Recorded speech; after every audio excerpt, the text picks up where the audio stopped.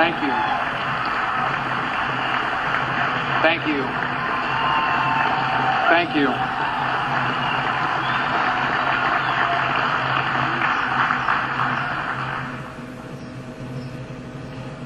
I hope I don't need a drink of water during the speech. That's a long reach down there, but you'll forgive me. Thank you so much for this opportunity to speak to you today. I'm really honored and privileged to be here with you. Let me begin by recognizing a few people. Chairman, thank you for inviting me. I'm grateful to you. Thank you for having me here today. Thank you for all of you for coming. There are still some people back home. I told them I'm coming to South Carolina tomorrow to speak, and they're like, why do they care what you have to say? So I'm grateful that you guys do and that you would give me this opportunity to speak to you today. Your House members, all 5 of them, the Republicans, do a phenomenal job. They were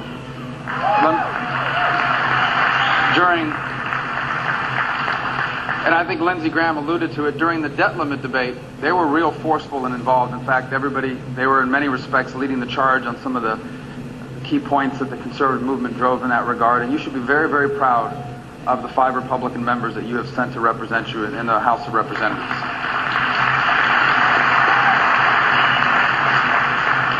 So Lindsey Graham, thank you for those very kind words. I did not know Lindsey well before I got elected to the U.S. Senate. Had an opportunity to work with him on foreign relations issues and foreign policy issues.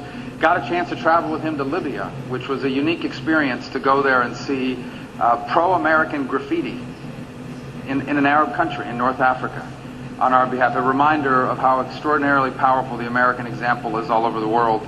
And there was no pro-Lindsey Graham graffiti in Libya, but we're working on it. All kidding aside, Lindsey, thank you for your friendship and your leadership and the example you show us, especially on the national defense issues, where you're such a leader on behalf of our military and on behalf of America's role in the world.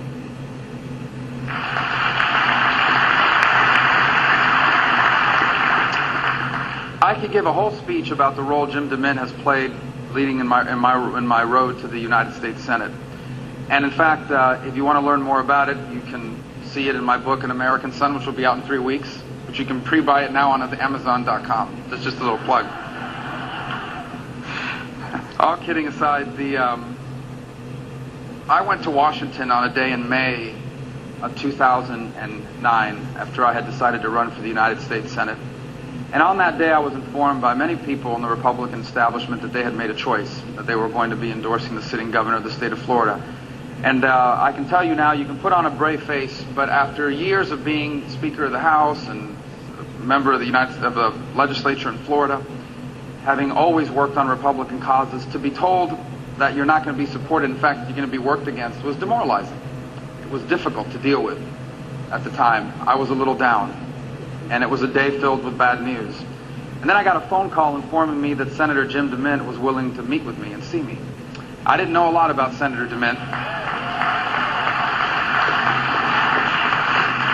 And to tell you the truth, for the first few seconds I thought it was a crank call. But it was not. It was true. And the fact that any U.S. Senator would even want to speak to me on that day was important.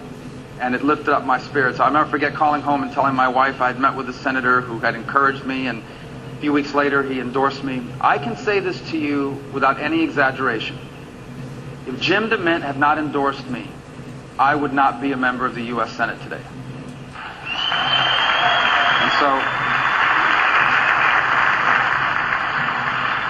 And while I think he liked me after he met me, I think more important was how critical he thought the election was for the future of our country. And it wasn't just me who he helped get there, it was other members, some of who he's mentioned tonight, whether it's Rand Paul or Mike Lee or Ron Johnson or Pat Toomey. And I can tell you the U.S. Senate is a different and better place because of the leadership he showed in 2010. So Jim, thank you. So what I wanted to do tonight for a few moments is talk to you. You know, being here tonight is an extraordinary honor. The truth is, all joking aside, you guys could have anybody. The South Carolina Republican Party could have anyone in the country, any prominent Republican in the country come and speak to you. The fact that you would choose me to do this tonight is an extraordinary honor. 2 years ago at this time, I was a candidate that was 30 points down in the polls. Only 4 or 5 people in the whole state of Florida thought that I could win. and all of them lived in my house. And so a lot has changed over the last couple of years. And so the fact that you would invite me to be here and speak to you is an extraordinary honor. But let me tell you what else it does. It forces you to stop for a second and reflect. It forces you to stop for a second and remind myself of why I ran to begin with, of why I chose this race and why I chose to serve in the U.S. Senate, of why I wanted to be involved in politics again, not just in 2010, but even now. And in so many ways, those feelings speak to the issues that we face as a nation and as a party. Now, you know the important and unique role that this state plays in Republican politics. You know the important and unique role that you play in American politics. And so I think there is a special obligation on Republicans in South Carolina to fully understand and embrace how important this election truly is in 2012. Now, every election is important. But I hope that in the next few minutes I can make an argument to you that the elections that we have this year are so extraordinary and consequential that it justifies a sense of unity as a party unlike anything we have ever done before. It's normal in politics to have rivalries. It's normal in our party, a big tent party, a more diverse party than the Democratic Party is, a party where there are differences of ideas and views. It's important for us to have these differences in these debates, and that's why we have primaries, and that's why we have elections, and that's why we have elections at the committee levels. This is an important discussion which improves us and constantly allows us to renew ourselves. But what I want to leave you with tonight is a sense that the stakes in this election are so extraordinary that unlike ever before, the Republican Party at this moment needs to be more unified than it's ever been with a singular purpose.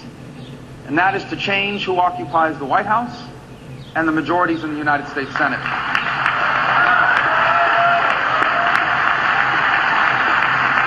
Now, one of the common themes that you hear in politics today is people are tired of partisanship and bickering and argument. Now, I know this is a pretty nonpartisan crowd, so I'm going to... You hear that everywhere. People saying why are everybody always fighting? Why can't they agree on anything? And I think one of the reasons I want to outline to you tonight is because, in fact, these elections, particularly the one this year, is not a competition between two different teams. Politics is not a sport, although it may often feel that way. There are true, real-life consequences to the people we elect and the choices that they make. And this debate that we're having today in America is literally a debate between two very different views of the role of government in our country and the role of our country in the world. And so there has to be a debate. There has to be an argument. Because there are two very different views of what government should mean in our lives and what America should mean in the world. And in the end, this election is nothing less than a choice between those different views. And whatever choice we make is the one that generations of Americans will have to deal with and live with. And it will impact people not just here, but all over the world. Now, in order to understand the choice before us, it's important to remind ourselves of who we are. And I say this to you because I think oftentimes those of us, like myself, born and raised in this country, in the American century, in an extraordinary era of prosperity and freedom, I think sometimes it's natural and human to take that for granted. Maybe to come to believe that this is the way it's always been, and this is the way it is everywhere. But it isn't. The life you and I lead, the freedoms and the opportunities, the prosperity that we've known, is not just rare, it's unique. And not just today, but in the course of human history. The truth is that almost everyone that has ever been born in the history of the world has had little to no role to play in choosing the people who lead them. The truth is that throughout human history, most societies gave people no voice or choice in who their leaders were.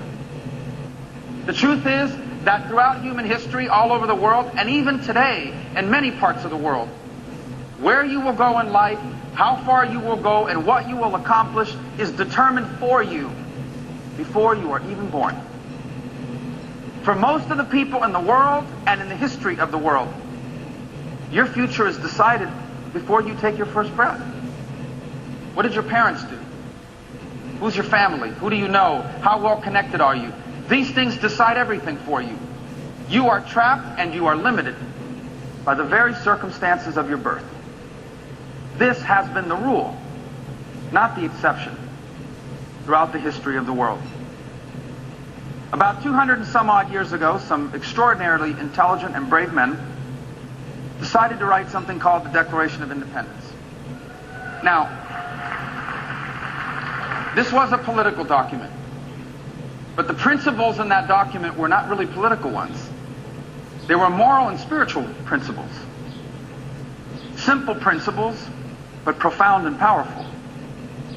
They didn't make these principles up. They weren't even the first to write about them. But they wrote them nonetheless. The principles were as follows. Number one, every human being ever born anywhere in the world is equal. Number two, that every human being anywhere in the world has certain rights, and that the source of these rights is not your government or your laws or your leaders. It's God. That every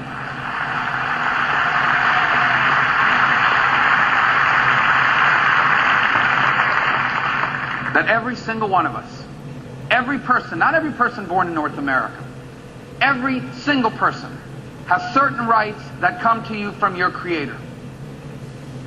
That no government has the right to deny you these rights. In fact, if a government denies you these rights, it is an illegitimate government. These are simple concepts. Concepts that as Americans we say, of course. But most nations in the world don't live by those principles. Those were revolutionary words at the time, in a world where leaders claimed that God had put them in those positions.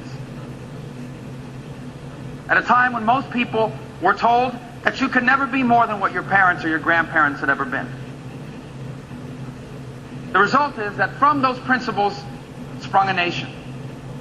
A nation that, living by these principles, led to a system of government and of laws that have provided us freedoms, political freedoms, unlike any that man has ever known. It also, by the way, created an economic system. For as much as our political freedoms and liberties get attention, it is our economic liberties that have provided for us a level of prosperity and happiness and opportunity that few people, if any, have ever known in the history of the world. The source of our free enterprise system finds its roots in the notion that every single person has a God-given right to fulfill their potential and pursue their dreams. One thing is to write that on a piece of paper. Another thing is to live by them. And still yet another is to be willing to die for those principles, and not just for yourself, but for other people and other nations all over the world.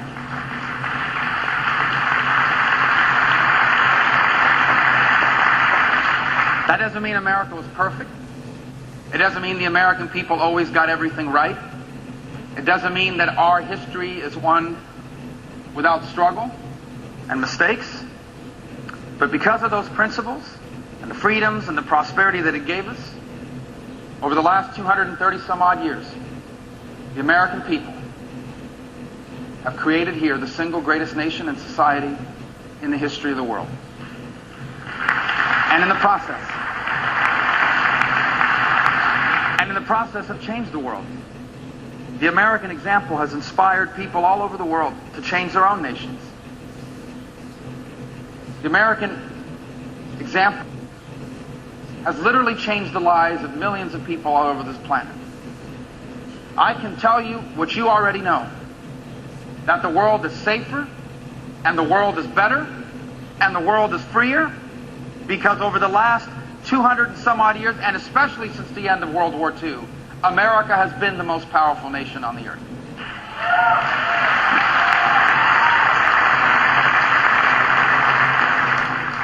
This is all true. To you and me, this is not even a topic of debate. We see it as fact. We know it to be true. And so, by the way, does much of the rest of the world. And yet this idea that somehow America is different and special and unique has always elicited doubt and giggles from some who observe the American political process. There are those in American politics today that really don't believe that. Now, they'll never admit it. You'll never see a candidate for president stand before a television screen or at a debate and basically say, America's just another country. Well, actually, maybe you will. But they usually try to avoid it.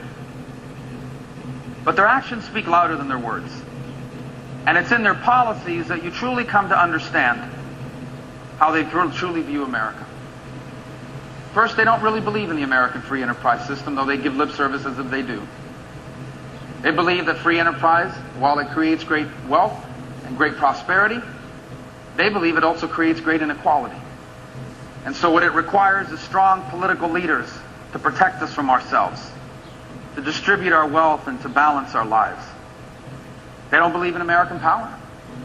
In fact, they don't think America should be involved around the world, and that in fact what we need to do is work more closely with extranational organizations who have their role to play, but not at our expense, and certainly not at the expense of our sovereignty and of our leadership.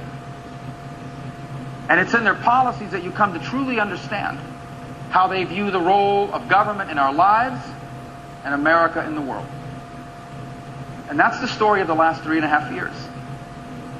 Because the policies of the last 3.5 years are the policies of people that, though I do not doubt love our country, have a very different view of the role of government in our lives and the role of our country in the world. And their policies prove it. And so now the choice before the American people is consequential. Because if the current occupant of the White House, the President Barack Obama, is reelected, it will reaffirm this view of our nation. It will reaffirm this role of government in our lives and the role of America in the world. And so the choice we have before us today in 2012 is literally a definitional one. We are being asked to define, not just for ourselves, but for our children, for our grandchildren, and literally for the world, what kind of America this is going to be in the 21st century. Those are the stakes of this election. This is not about whether conservatives or liberals win. This is not about whether Republicans or Democrats win. This is about defining what kind of country we want and what kind of role we want it to play in this new century. And the debate is a fundamental one. Because the policies this president has chosen to follow are policies that tell us that the essence of our greatness is our government and our political leaders. And while certainly government is important and it has a role to play, America's greatness has never found its source in our politicians. We're not a great nation because we've had great presidents, although we've had great presidents. We're not a great nation because we've had great senators or great congressmen, although we've had great senators and great congressmen. We have been a great nation because we have great people. It is our people that is the source of our greatness.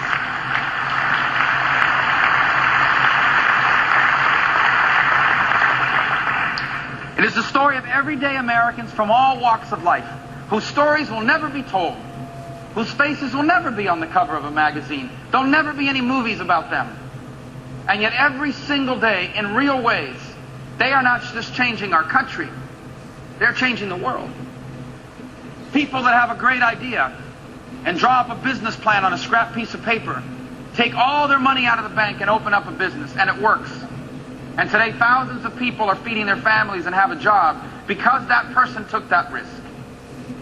Everyday people from all walks of life who don't sit around and wait for the government van to give someone a ride to a doctor. They take their elderly neighbor in their own car to a doctor's visit because that's what Americans do.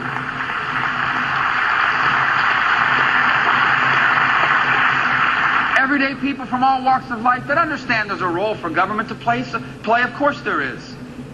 We believe in the safety net, not as a way of life, but we believe in a safety net as a way to provide for those who cannot provide for themselves, to help those who have fallen to stand up and try again. But the role of our government has never been instead of our role as individuals, as citizens, as neighbors, as parents, as members of a community. And our people still understand that.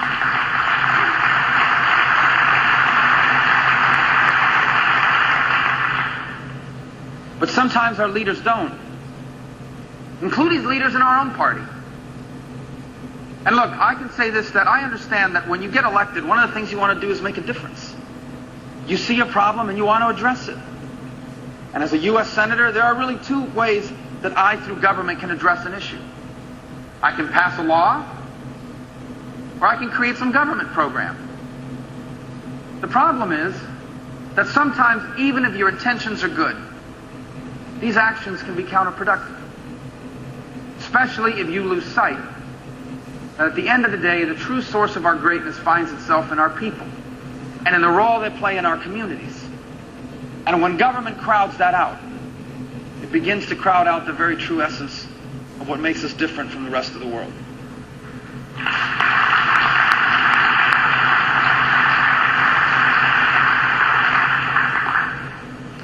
And so the President and his party's view of America's government in our lives is a failed one. It hasn't worked. These ideas that sounded so good in the classrooms at Harvard and Yale haven't really worked out well in the real world. And so they get frustrated. They get frustrated. They can't win on their record. And so they've chosen to go down a different road. One that I think is destructive, counterproductive, and very unfortunate. For all the policy disagreements that we may have with the President, it is hard to understate how much he inspired people across this country 4 years ago with his promises to unite America and lift it up. The man who today occupies the White House and is running for president is a very different person. We have not seen such a divisive figure in modern American history as we have over the last 3.5 years.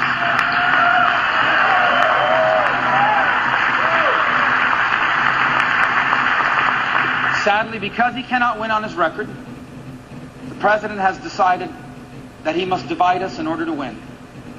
That he must pit Americans against each other, because that's the only way he can get to 50 plus 1%.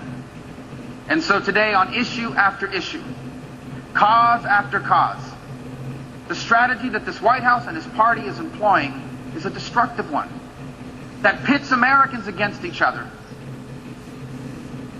Rich versus poor. Men versus women.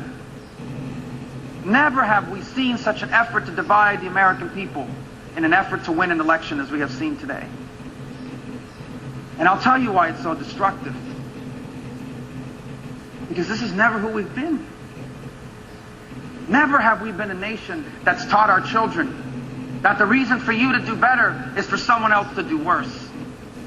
Never have we been a people that has taught our children or believed that the way for you to climb the economic ladder is to pull someone else down from the economic ladder.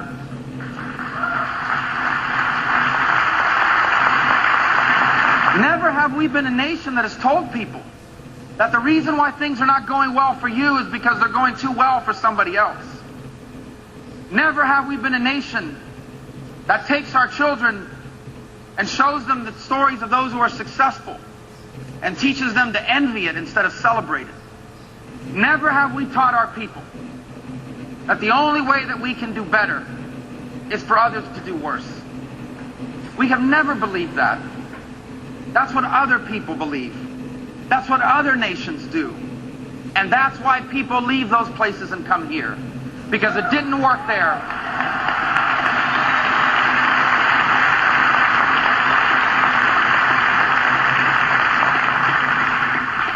And so in an effort to win this election, they try to divide us against each other.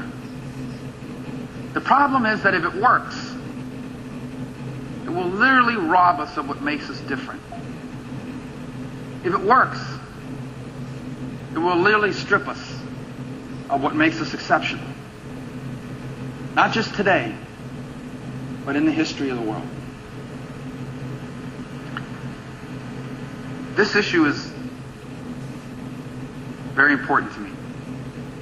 This is a Saturday night. Saturday nights, when I get to speak at events like this on Saturday nights, it causes me always to reflect a little bit. 5 decades ago, my dad worked on Saturday nights too. Except his job was that of a bartender. He stood behind a bar night after night, not just 5 decades ago, but for decades.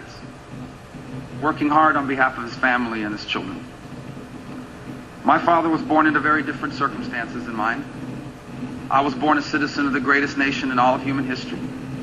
Not blessed with wealthy parents or well-connected parents, but raised by a mother and a father, married and in love with each other and committed to their family, in a strong and stable home, who encouraged us to dream and never taught us to believe that anything was impossible for us. The very purpose of their lives was to give us the chance to do all the things they never could. Sometimes those of us forget, I think all of us forget, that our parents were once our age. And that when they were our age, they had dreams and hopes too. Our parents wanted to do things with their lives, and sometimes it worked, and sometimes it didn't. I'm not sure when it was, but at some point in his life, I think my father came to realize that there were things that were not going to happen for him. It just wasn't in the cards. And at some point in his life, he decided that the purpose of his life had become to give us the chance to do all the things that he could not. And he did. Why and how? How come I have gone to do things he never did? How come he stood behind a bar and tonight I stand behind a podium? Why am I here with you today? Well, there are a lot of reasons. Because they worked hard and they sacrificed. Because they encouraged us to dream. Because I worked hard myself. Because God blessed us. But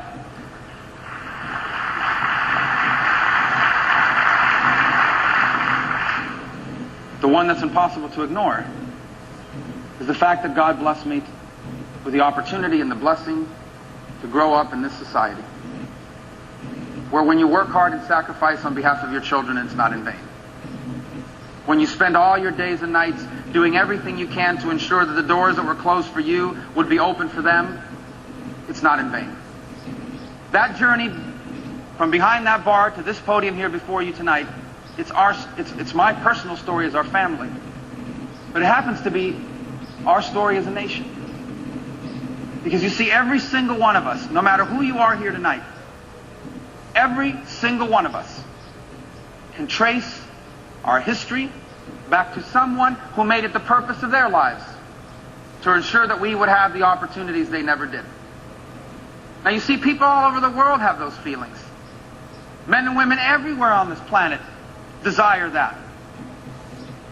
But only in a few places is it even possible.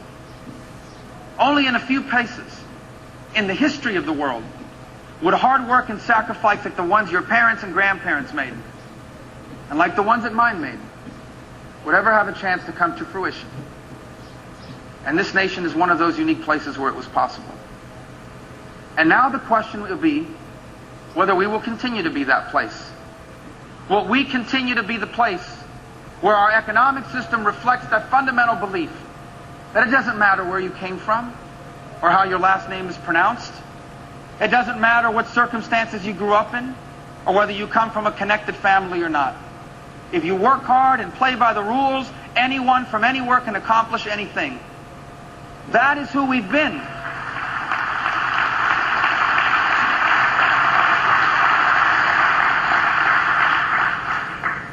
And now that is what we must decide whether that's who we want to remain.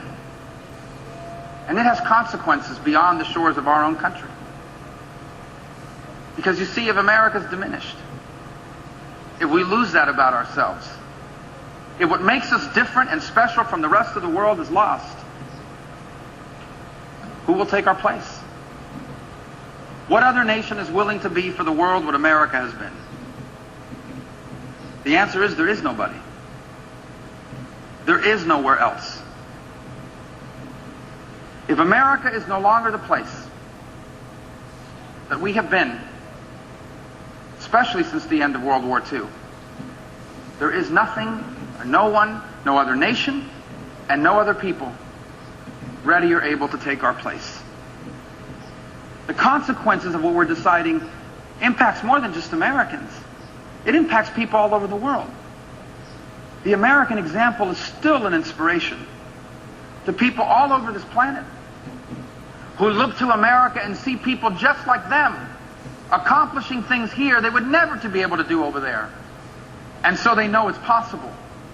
And so they dream that for themselves and their own nations. Look around the world. Look at the nations that are pulling millions of people out of poverty and into the middle class.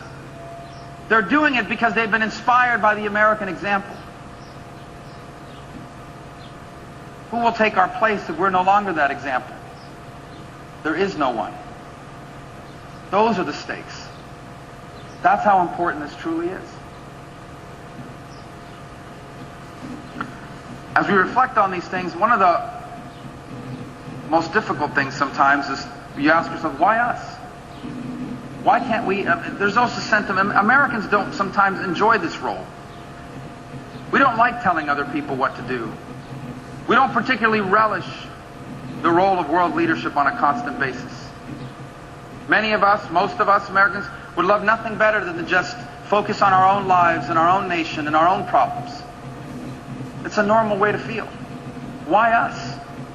Why can't someone else lead for a while? Why can't some other nation carry the burden for a little while? And the answer is because the source of our greatness is in so many ways our blessings. We have been blessed with so many extraordinary things. But as our faith teaches us, we're not just blessed so we can have. We're also blessed so we can give. And the most important thing that America can give the world is our example. The most important thing that America can do for the world is be America. The most important thing that we can do for people all over this planet is to live the principles of our founding in everything we do. To continue to embrace the free enterprise system, which is the only economic system in the world that allows people to emerge from the circumstances of their birth. To continue to embrace the constitutional principles of our republic, would teach people that it is possible to be a great nation and still embrace freedom and democracy. These are the stakes of this election. This is truly what we are deciding when we vote in November, and not just for the White House, but for the Senate and the Congress, and even in local state offices.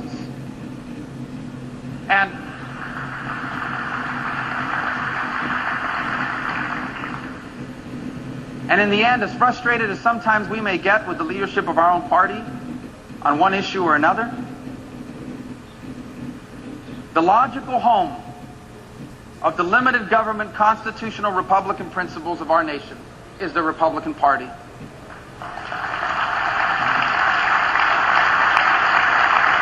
The logical home for the defense of the free enterprise system is the Republican Party. It is the only organization in modern American politics that is still capable at this moment of driving forward these concepts and these principles that are so important for our future, and requires us to unite behind it with a sense of purpose and focus unlike any we have had in our lifetimes. This election will truly decide, in so many ways, what kind of nation we will leave our children and our grandchildren. And for Americans, that's a special obligation. Because you see, none of us came here on our own.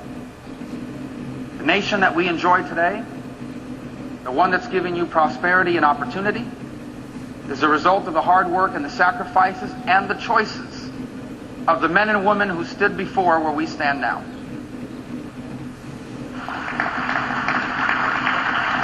Every generation of American, every single one, the generation of your parents, your grandparents, your great-grandparents, every single generation of American before us has been asked to answer the question that now we must answer. Are you prepared to do what must be done in order to remain great? Are you prepared to face the challenges that we must face and solve in order to remain exceptional? Are we prepared to do what it takes to keep America the single greatest nation in the world?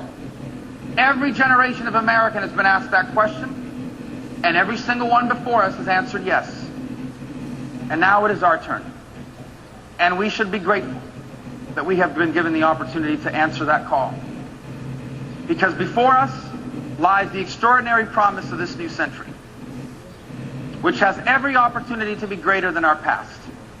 Our future has an opportunity to be better than our history. This century has an opportunity to be an American century as well. There is no problem that we face too big for us. There is no challenge before us that we cannot solve. There is nothing wrong with the American people. We are still the most creative, the most ambitious, and the most innovative people in all the world. We are still a collection of go-getters, the descendants of men and women who came here at some point in their history to build for themselves a better life that they could not do in the nation of their birth. The descendants of men and women who overcame the scourge of slavery and bigotry to stake their claim to the American dream. We are descendants of go-getters, every single one of us. That is our common heritage. That is our common destiny. To, as a nation, build a place here better than the one we've known in the past. As hard as that is to believe, it is possible, and it is within our reach. If only we are willing to do what those who came before us did. Face the circumstances and challenges of our time and solve them. And in so doing, ensure that the great story of America did not end with us. Thank you for the opportunity to speak to you tonight. Thank you. Thank you. Thank you.